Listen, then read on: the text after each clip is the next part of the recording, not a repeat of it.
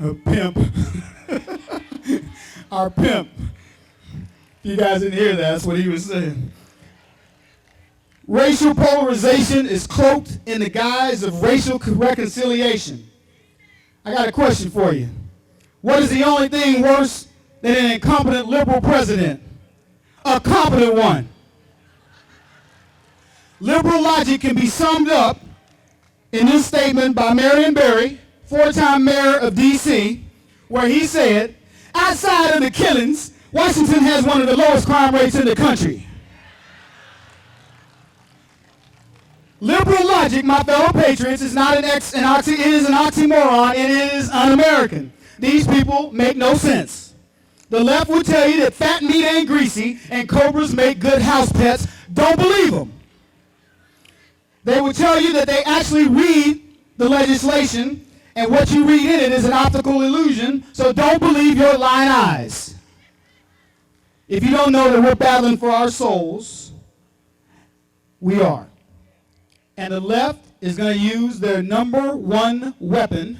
Andrew Breitbart talked about it. I don't know why a white guy wants to get up here and talk about racism. That's for me. But racism is the number one weapon. As you already know, a big percentage of you are racist. The good news is that for the left, and the good news for you is all you have to do to lose that distinction is just declare yourself a Democrat or a progressive, or what I like to call a regressive. Presto changeo, and you are clean. Well, folks, I'm here to tell you, they are the racists. And I can prove it. I'm going to prove it to you. In what was supposedly an historic event to elect a black president, the side who voted for him, the real racists, marveled that a black man could be elected president, while we took it as a non-event. I speak for many of us when I say that we just didn't elect the right black guy.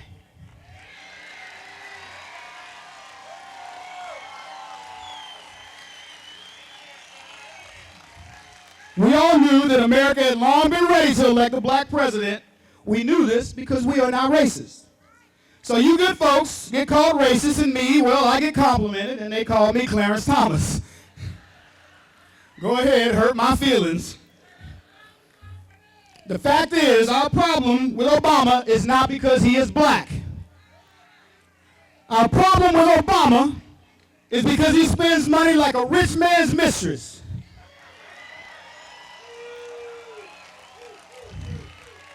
And his policies mimic African dictators, of which he may very well be one. And contrary to what the first black vice president, Joe Biden, said, you cannot spend your way out of debt. I have tried it. The leader of Zimbabwe may be Obama's personal friend, but I suggest he avoid his fiscal policy. And can Obama find extremists or what? Did Iran have a sale? Buy one, get 40 free? This man cannot find a cabinet that can pass the Senate's confirmation, so he uses the Czar network, and any extremist will do. The only criterion appears to be that you hate America. And if you happen to be a black nationalist or a Muslim extremist, bonus. You are witnessing an attempt to dismantle America as we have known it. The left fights tooth and nail, armed with nothing but emotion, and not a lick of truth and logic. Because they can care less about truth and logic, because they believe in winning at all costs. And truth and logic interfere with that. This is why they enlist our kids, our elderly, and the nation's poor, and especially black people, under the guise of helping. What the left wants is an army of minions. If they don't exist, they will create them. They will tell them that we are all racist and elitist to keep their minds off the real issues, because the left loses on issues.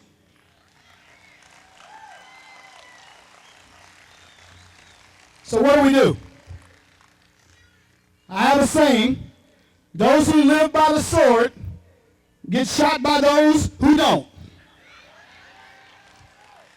I brought a gun to the knife fight, folks. It's my book, The Big Black Lie.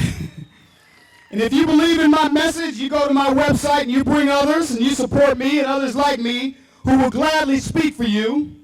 We put our lives on the line, and I mean that. So that America that we all know and love will be restored and preserved. So join my mob. Get plugged in. Be active. Donate your time, your money, and your energy. You can start over there with my book. And be active. And I want you to remember this very important thing. Be an unapologetic conservative, because we are right.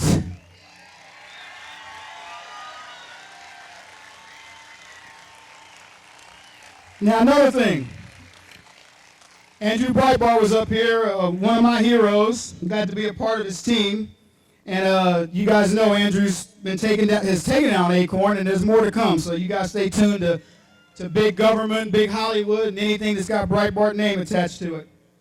But I want to publicly thank Andrew for letting me participate in that. And I'm going to ask him that he indulge me as his wingman to kind of pimp his website. I'm going to do an Acorn on his website for him. I'd also like to recognize a couple other patriots. Joe Wilson, standing up. How about that guy? And how about the CEO of Whole Foods, Mr. Mackey, what he did? You got a lot of good politicians here that had some good things to say. So I'm going to leave you guys with what I think 9/12 is all about, at least for me. Africa is a glorious continent with a spectacular group of people representing 53 countries. They speak 422 different languages. I have witnessed Africa's splendor firsthand. Its diversity of wildlife, the Nile River, the Sahara Desert, Victoria Falls, truly awe-inspiring. Maybe there's nothing more beautiful than an African sunset or sunrise on some of the coastal cities.